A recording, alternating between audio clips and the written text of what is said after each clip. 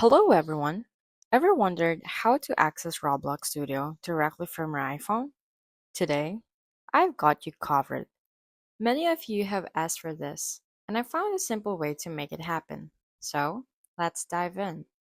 First off, Roblox Studio isn't natively available for iPhones, but I'll show you a neat trick to access it quickly.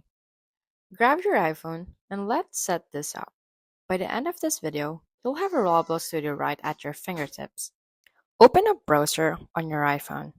Type in Roblox Studio and click on the first link that appears. This will direct you to the Roblox Studio page. Click on the first link that appears. This will direct you to the Roblox Studio page.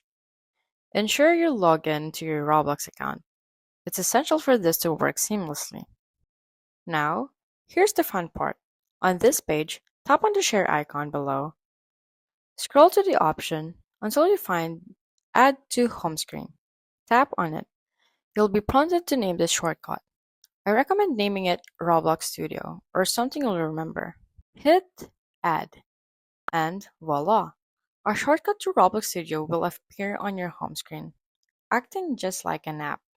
Every time you tap on this, it'll quickly take you to the Roblox Studio page, making your building experience more streamlined.